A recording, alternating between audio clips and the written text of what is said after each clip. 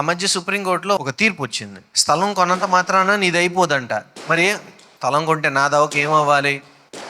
ఎవరిదో పక్కన వాళ్ళది కాదు కదా, అది నేనే కొన్నాను, నా పేరు మీద ఉంది ఈ స్థలం. సుప్రీంకోర్టు అంది తీర్పులో, మీకు తెలుసు కదా నేను చెప్పే విషయం. కాదు స్థలం మాత్రమే కాదు, ఇంకోటి కూడా నీ పేరును ఉండాలి. అయితే కట్టిన ట్యాక్స్ లేకపోతే ఇంకోటో నీ పేరు మీద ఉండాలంట. ఇదేంటి అంటే, నువ్వు ఆక్యుపేషన్లో ఉండాలి, నువ్వు పవర్లో పొజిషన్లో ఉండాలి, అప్పుడు మాత్రమే అది నీది అవుతుంది. అప్పుడు వరకు నీది పూర్తిగా నీది కాదు, నీదే కానీ పూర్తిగా నీది కాదు. ఇదో విచిత్రమైన వాదన. దేవుడు అబ్రహాముకు వాగ్దానం చేశాడు, మోషేని పిలిచాడు, యెహోషువ చేత నెరవేరుస్తున్నాడు. అబ్రహాముకి ఏం వాగ్దానం చేశాడు? నీకు ఇసుక రేణువులంతా, ఆకాశ నక్షత్రాలంతా సంతానాన్ని ఇస్తాను, నీకు దేశాన్ని ఇస్తాను. పాపం ఊరు పేరు లేని దేశాన్ని తీసుకొచ్చాడు ఈయన్ని. అబ్రహాముని పిలిచి ఊరు పేరు లేని దేశంలోని తీసుకొచ్చి ఇదే నీ దేశం అన్నాడు. పాపం కనీసం కడుపును కాయ కూడా గాయలే అప్పుడు ఆయనకి. అబ్రహాముకు వాగ్దానం చేసి ఆ తర్వాత కొన్ని సంవత్సరాలు మోషేని ఏర్పాటు చేసుకొని ఇప్పుడు యెహోషువ నాయకత్వాన ఎప్పుడో అబ్రహాముకి ఇచ్చిన వాగ్దానాన్ని నెరవేరుస్తూ ఇప్పుడు ప్రజల్ని కనాను దేశంలోనికి నడిపించే మరి సందర్భంలో మనం యెహోషువ గ్రంథం 3వ అధ్యాయంలో ఉన్నాం. ఒక్కోసారి మీరు పొందుకున్న వాగ్దానాలన్నీ ఆ సంవత్సరమే నెరవేరకపోవచ్చు, మీరు ప్రార్థన చేస్తున్నాయన్నీ ఒకేసారి కనపడకపోవచ్చు. దానికి కొంత సమయము, కొంత వెల చెల్లించవలసిన అవసరం ఉంది. నేను వెనక్కి తిరిగి చూస్తే ఇశ్రాయేల్ చరిత్రలో అబ్రహాము ఒక వెలను చెల్లించాడు, యోసేపు ఒక వెలను చెల్లించాడు, యాకోబు ఒక వెలను చెల్లించాడు, మోషే ఒక వెలను చెల్లించాడు. ఇశ్రాయేలీలందరూ 440 సంవత్సరాల పాటు బానిసత్వంలో ఉండి ఏడ్చి ఒక వెలను చెల్లించారు. 40 సంవత్సరాల పాటు అరణ్యంలో నడిచి ఒక వెలను చెల్లించారు. ఇప్పుడు ఏమొచ్చింది? వీళ్ళకి యోర్దాను నది అడ్డు వచ్చింది. దేవుడు మీకు ఇచ్చిన వాగ్దానాన్ని మీరు స్వతంత్రించుకోవడానికి ఎప్పుడు మీకు ఒక అడ్డంకి ఉంటుంది. ఏది ఉచితంగా రాదు. I don't know why God makes everything tough.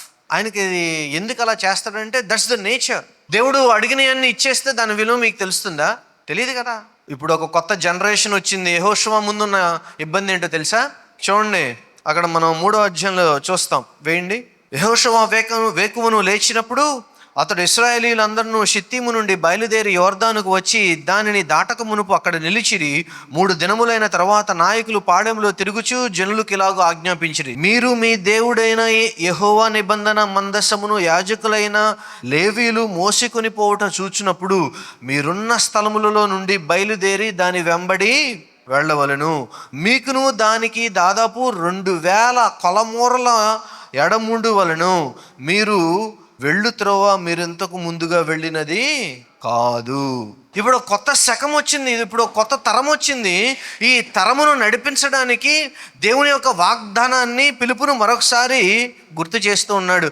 ఇప్పుడు ఈ తరం వాళ్ళు ఎర్ర సముద్రం పాయలంటే ఏంటో వాళ్ళకి తెలియదు. వీళ్ళ తండ్రులకి తెలుసు, కానీ వాళ్ళకి తెలియదు. వారి తల్లిదండ్రులు ఎర్ర సముద్రాన్ని దాటి ఐగుప్తు నుండి వచ్చారు కానీ, బయటకు వచ్చారు కానీ వీళ్ళకి తెలియదు. కానీ ఈ తరం యోర్దాను దాటి ఇప్పుడు ఎక్కడికి వెళ్ళాలో తెలుసా? కనాను దేశంలోనికి వెళుతున్నారని మనం అనుకుంటున్నాం, కానీ నిజానికి వాళ్ళు ఒక బాధ్యతలోనికి వెళ్తున్నారు. ఏమిటా బాధ్యత? నిజానికి ఎంతకాలం వాళ్ళకి బాధ్యత ఏమైనా ఉందా అసలు చెప్పండి? పండించే బాధ్యత లేదు, వండే పని లేదు, కుట్టే పని లేదు, చెప్పులు కొనుక్కునే పని లేదు, బట్టలు మార్చుకునే పని, అసలు ఏమన్నా వాళ్ళకి బాధ్యత ఏమైనా ఉందంటారా? వీళ్ళకి అసలు వేరే పని ఏమైనా ఉందా? ఏమీ లేదు. ఇప్పుడు వీళ్ళు ఎక్కడికి వెళ్తున్నారు? యోర్దాను నది దాటి వాగ్దాన భూమిలోకి అడుగు పెడతానంటే ఇప్పుడు వీళ్ళు దీనిలోకి వెళ్తున్నారు, ఒక బాధ్యతలోనికి వెళుతున్నారు. మీరు ఒక వాగ్దానం తీసుకుంటున్నారంటే అది దేవుడు మీకు ఇస్తూ ఉన్న బాధ్యత. కేవలం మీ వరకు దాచిపెట్టుకోవడానికి కాదు సుమా. ఉదాహరణకి మీరు బాగా ప్రార్థన చేశారు, ఉన్నట్టుండి దేవుడు మీకు ఈ సంవత్సరం 10 లక్షలు ఇచ్చాడు అనుకోండి. 10 లక్షలు ఇచ్చాడు అనుకోండి. అబ్బా దేవుడు నాకే ఇచ్చాడని మీ దగ్గర పెట్టుకున్నారు అనుకోండి, మరుసటి రోజు ఆ 10 లాగేసుకుంటాడు. లేదు, మీకు మంచి ఆరోగ్యాన్ని ఇచ్చి దేవుడు మిమ్మల్ని దీవించాడు అనుకోండి, ఈ సంవత్సరం మీకు అది బాధ్యత. ఆ ఆరోగ్యంతో ఏం చేశారు? ఆ కుటుంబంతో ఏం చేశారు? మీకు ఇచ్చిన దీవెనతో ఏం చేశారు? మీకు ఇచ్చిన వాగ్దానంతో ఏం చేశారు? ఒక వాగ్దానాన్ని నెరవేర్పులోనికి వెళ్ళాలి అంటే భలే దేవుడు అండి బాబు, భలే మామూలుడు కదా ఈయన. ఈయన తట్టుకోవడం, ఈయన అర్థం చేసుకోవడం చాలా కష్టం. ఒక పక్కన ఇస్తున్నాడు, ఇంకో పక్కన బాధ్యతలోనికి ఇస్తున్నాడు. చాలామంది వారి వాగ్దానాలను నిలబెట్టుకోలేకపోవడానికి, స్వతంత్రించుకోలేకపోవడానికి ప్రధానమైన కారణం ఏంటో మీకు తెలుసా? వాళ్ళు బాధ్యత రహితంగా ఉండటం వలనే. ఏమండి, ఒకప్పుడు మోషే ఉన్నప్పుడు ఇప్పుడు లేడు. ఒకప్పుడు అద్భుతాలు చూశారు, ఇప్పుడు లేవు. ఒకప్పుడు మన్నా ఉండింది, ఇప్పుడు లేదు. అందుకని ఇప్పుడు ఏం కావాలి? పాపం ఇంకో విషయం ఏంటంటే, అద్భుతాలు చూసిన వాళ్ళు, ఎర్ర సముద్రం పాయలవడం చూసిన వాళ్ళు అందరూ పోయారు. వాళ్ళు వాగ్దాన దేశానికి రాలా. గుర్తుపెట్టుకోండి, అద్భుతాలు చూసిన వాళ్ళందరూ, ఆశ్చర్యకార్యాలు చూసిన వాళ్ళందరూ, దీవెనలు పొందుకున్న వాళ్ళందరూ దేవుని రాజ్యంలోకి వెళతారనుకుంటే అది కట్టు కల్లా. దేవుని రాజ్యానికి వెళ్ళగలిగింది ఒకే ఒకటి, అదేంటంటే యేసుక్రీస్తు నామమును నమ్మి ఆయనే ప్రభు అని గ్రహించి పాప క్షమాపణను పొందుకుంటే తప్పించి పరలోకం పోలేరు. నేను వచ్చి ప్రార్థన చేయడం ద్వారానో లేకపోతే ఇంకోటి ద్వారా ప్రార్థన చేస్తే మీకు స్వస్థత కలిగినంత మాత్రాన మీ పరలోకం వెళ్తారని అనుకోబాకండి. అద్భుతాలు జరిగినంత మాత్రాన, స్వస్థతలు జరిగినంత మాత్రాన, మీకు కోట్ల కోట్ల రూపాయలు వచ్చినంత మాత్రాన దేవుడు మిమ్మల్ని పరలోకం తీసుకువెళ్తాడు అనుకుంటే అది మీ అవివేకమే అవుతుంది. దాంట్లో ఏం మాత్రం సందేహం లేదు. ఇప్పుడు మోషే లేడు, అద్భుతాలు లేవు, మరి ఎట్లా? ఒకే ఒకటి ఉంది అక్కడ. ఏముంది? మీరు ముందుకు సాగండి. నేను ఎప్పుడో చేశానండి. అయితే ఏంటి? God says only one thing, so what? మనం అక్కడే చూస్తాం. 3వ అధ్యాయం 15వ వచనం. ఎక్కడికి వెళ్ళాలంట? ముందుకు వెళ్ళాలంట. చాలా చాలా కష్టం. ఎందుకంటే అక్కడ మనకి 14వ వచనం చూడండి. 3వ అధ్యాయం 14వ వచనం. కోతకాలమంతయు యోర్దాను దాని గట్లన్నిటి మీద పొర్లిపారును. యోర్దాను ఎలా పారుతుందంటే, ఇప్పుడు యోర్దాను చూడడానికి మన పంట కాలువల కంటే చిన్నగా ఉంటుంది. మహా అయితే 5 అడుగులు లేదా 10 అడుగులు. మరి అంత యోర్దానికి ఇంత కథ ఏంటంటే మీరు అంటారేమో, అందుకనే వాక్యంలో రాశారు, అది వర్షాకాలం నీళ్లు అధికంగా వచ్చే కాలం. గలిలయ సముద్రం నుంచి కిందకు కొట్టుకొస్తున్న నీళ్లు పెద్ద నదిలాగా అది విశాలంగా వెళుతూ ఉంటుంది. దాంట్లో ఆ వరవడికి, ఆ కరెంటుకి ఎవరన్నా కాలు పెడితే కొట్టుకుపోతారు. అందుకనే మనకు వాక్యంలో ప్రత్యక్షంగా రాయబడింది, కోతకాలమంతయు యోర్దాను దాని గట్లన్నిటి మీద ఇంగి పొరలుతుందంట. నిబంధన మందసమును మోయు యాజకులు జనులకు ముందు వెళ్ళగా యోర్దానును దాటుటకే జనులు తమ గుడారంలో నుండి బయలుదేరి. వేసవకాలంలో నది ఎండిపోయే వరకు దేవుడు ఆగుండొచ్చు కదా, ఏం పనులు ఏమండే మనం అంటాం. అప్పుడప్పుడు అనుకోవచ్చు మనం, 40 సంవత్సరాలు ఆగినప్పుడు ఇంకొక 6 నెలలు ఆగచ్చుగా, 4 నెలలు ఆగితే సమ్మర్ వస్తుంది కదండి, ఈ 4 నెలలు ఆగచ్చుగా. కానీ ఆగడు ఆయన. సరిగ్గా యోర్దాను బాగా వెడల్పుగా వెళ్ళే టైంలో, కాలు పెడితే కొట్టుకుపోయే టైంలో ఇప్పుడు వెళ్ళమంటాడు దేవుడు. ఎప్పుడన్నా మీకు ఇలాంటి ఛాలెంజెస్ చెప్పాడా? ఏమండి? బాగా కష్టంగా ఉన్న వాటిని, ఎదుర్కోలేని వాటిని, మన సమాధానం చెప్పలేని వాటిని, మనకి ఏదైతే మనం స్ట్రాంగ్ కాదో, ఎక్కడ వీకో అక్కడే మనల్ని తీసుకెళ్ళి ఇరికిచ్చినట్లుగా అనిపిస్తుంది ఒక్కోసారి నాకు. మనం ఎక్కడ వీకో, ఏ విషయంలో మనం మాట్లాడలేమో, ఏ సబ్జెక్ట్లో మనకి వీక్ అనుకుంటాం, అక్కడే ప్రశ్నలు వస్తాయి ఎగ్జామ్లో కూడా. ఏదో విచిత్రం అది కదా. కానీ ఆయన కోతకాలం ఎంచుకున్నాడు అంటే నది దాటడం అసాధ్యం. దేవుడు వాగ్దానం ఇచ్చినప్పుడు చివరి పరీక్ష ప్రజలైన వారికి, అది పరీక్ష. రెండోది వాళ్ళు గుర్తించడానికి. ఈ అద్భుత కార్యం ఎందుకు దేవుడు ఈ సందర్భంలో చేశాడో తెలుసా?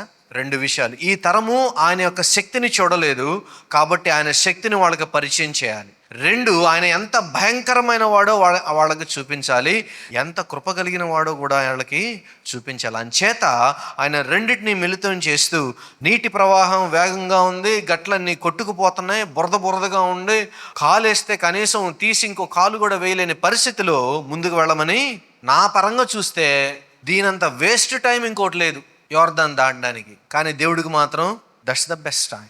మన కంటికి ఇది అసాధ్యంగా కనపడినప్పుడు అండి దేవుడు దాన్ని సుసాధ్యం చేస్తాడు. దేవుడు మనకిచ్చిన వాగ్దానం నెరవేరే సందర్భం వచ్చినప్పుడు అండి మన ముందు అన్ని అసాధ్యాలుగా కనబడతాయి. పెద్ద పెద్ద కోటగోడలు కనబడతాయి, పెద్ద పెద్ద నదులు ప్రవహిస్తున్నట్టు కనబడతాయి.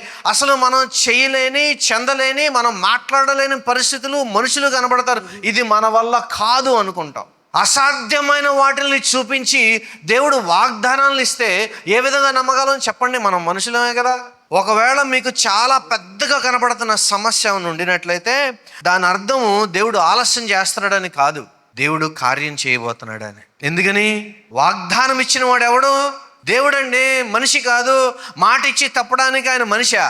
మీ ముందు యోర్దాను లాంటి పెద్ద కనబడుతున్నా, కోటగోడలాగా పెద్ద కనబడుతున్నా, దాని అర్థం దేవుడు ఆలస్యం చేశాడు, చేయలేడు, మీ వల్ల కాదని కాదు.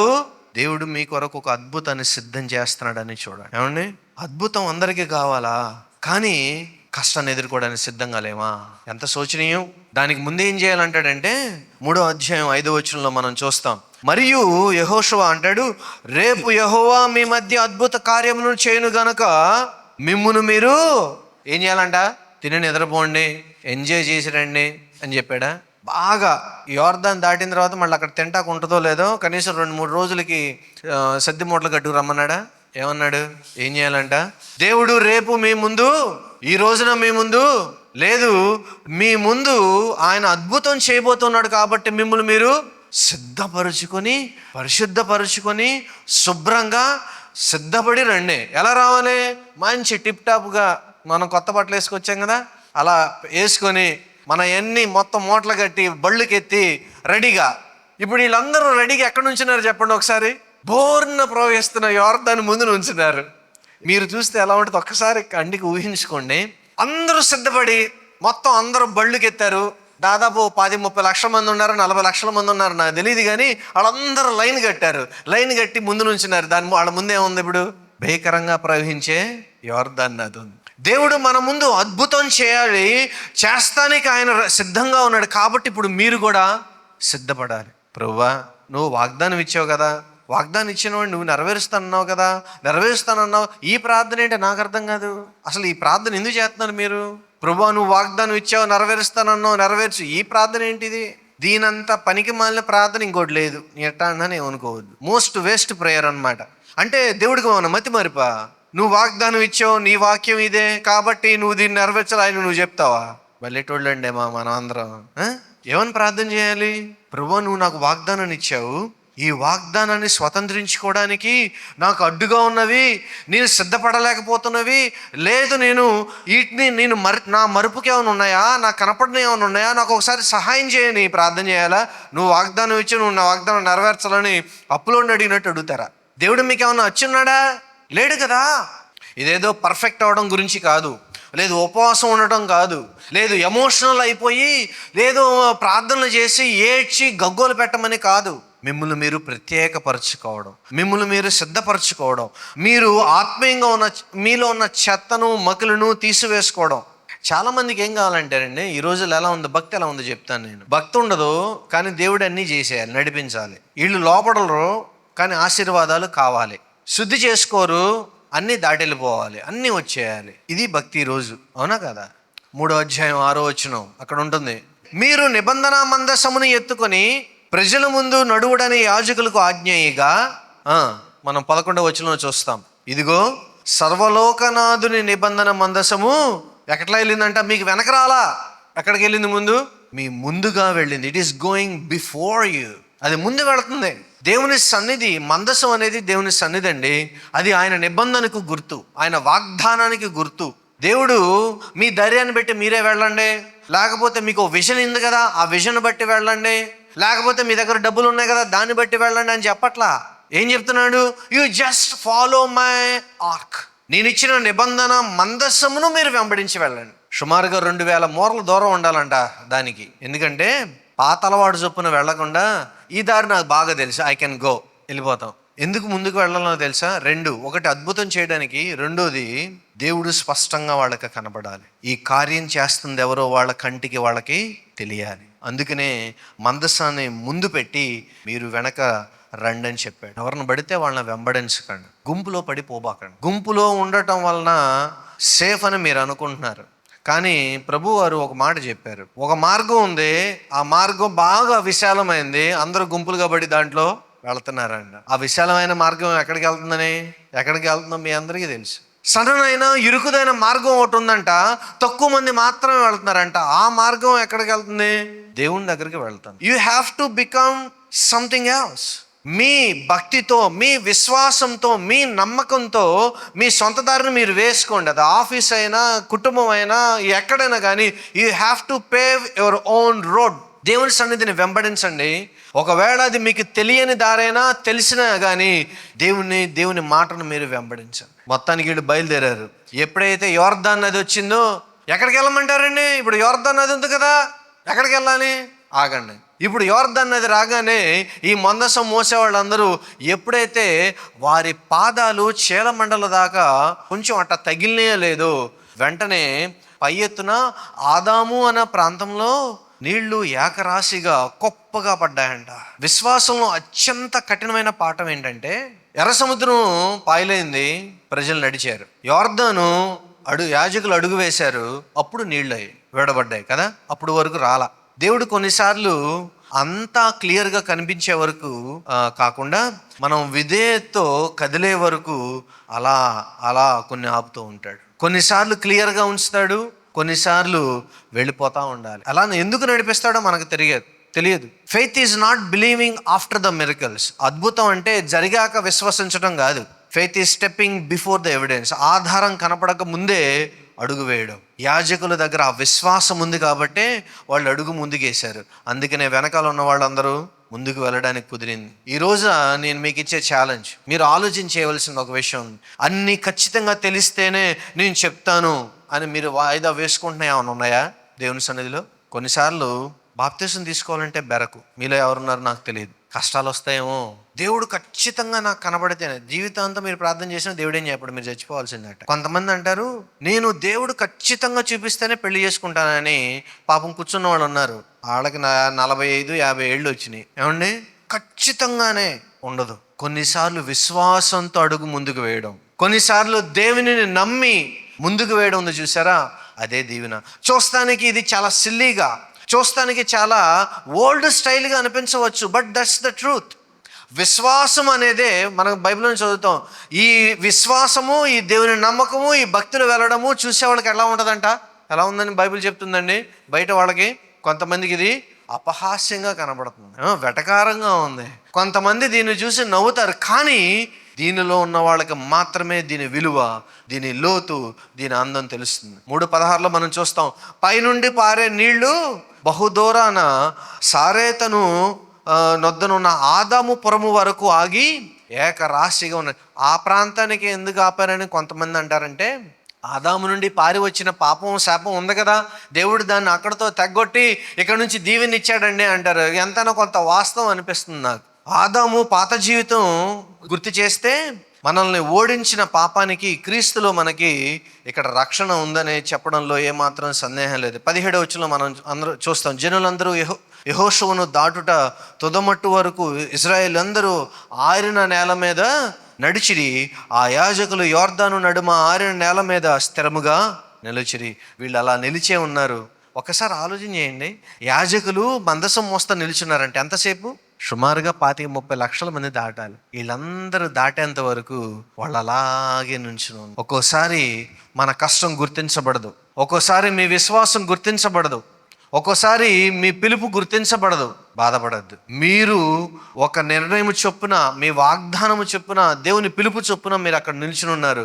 కానీ చూసెళ్ళే వాళ్ళందరూ ఇప్పుడు ఈ మందసాన్ని మోస్తున్న యాజకుల్ని చూసుకుంటా దానికి దూరంగా దాన్ని చూసి భక్తి భావంతో ముందుకు వెళుతూ ఉన్నారు. ఒక్కోసారి అండి సేవ అన్నా, భక్తి అన్నా, విశ్వాసం అన్నా ఒత్తిడిలో నిలబడాలండి.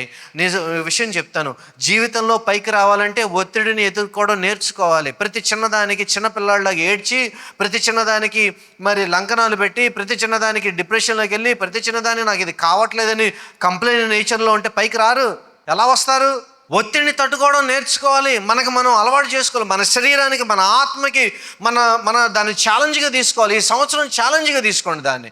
ప్రతిదానికి ఒత్తిడికి నేను అలా అవుతున్నా ఏం అక్కర్లా, దేనినైనా నేను సాధించగలను, దీన్ని నేను దాటి రాగలనని మీరు అనుకుంటే దేవుడు ఈరోజు మీకు అదే వాగ్దానాన్ని ఇస్తాడు. జారిపోకుండా ఉండడం. ఇతరులు అయ్యో నేను ఎప్పుడో స్టార్ట్ చేశాను, అందరూ నన్ను క్రాస్ వెళ్ళిపోతున్నారు, ముందుకు వెళ్ళిపోతున్నారు, వాళ్ళందరికీ వచ్చేస్తున్నాయి, నాకు మాత్రం ఇంక్రిమెంట్ రావట్లా, నాకు మాత్రం ఇది రావట్లేదు, నేను మాత్రం పై. ఏం పర్లా, జస్ట్ స్టాండ్ స్టిల్. ఎందుకంటే దేవుడు నీకు నిలబడమన్నప్పుడు నిలబడే ఉన్నాడు. దేవుడు కేవలం అద్భుతాలు అనుభవించడానికి మాత్రమే కాదు, సాక్ష్యాన్ని భవిష్యత్ తరాలకు అందించాలని ఎప్పుడూ ఆయన కోరుకుంటూ ఉన్నాడు. ఈ సంవత్సరం దేవుడు మిమ్మల్ని ఎలా దాటిస్తాడో రాసి పెట్టుకోండి. నాకు తెలియదు, మీ పిల్లలకు బహుశా వాళ్ళు వెనకకి వెళ్ళి చదువుకుంటే అది అవసరం అవుతుందో, మీరు మినిస్ట్రీలోకో, లేకపోతే భక్తి విషయంలోనో, లేదు విశ్వాసం విషయంలోనో, లేదు మందిరానికి వచ్చే విషయంలోనో, లేదు దేవునికి ఇచ్చే విషయంలోనో, లేదు ఉద్యోగంలోనో, పిల్లల విషయంలోనో, ఏ విషయంలో మీరు ఒక అడుగు వేయాలనుకుంటున్నారో ధైర్యంగా ఒక అడుగు ముందుకు వేయండి.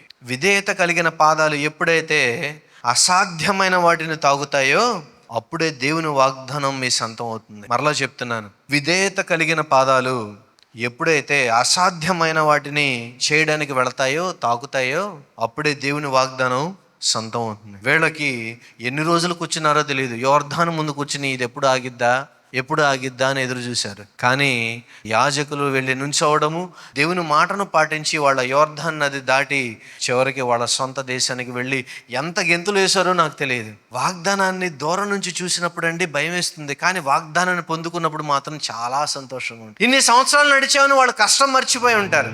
చివరికి సంతోషంగా వాళ్ళ దేశంలో వాళ్ళు స్థిరపడ్డారు. ఈరోజు నేను మిమ్మల్ని ఎంకరేజ్ చేసేది అదే, మీరు దాటి వెళ్ళండి.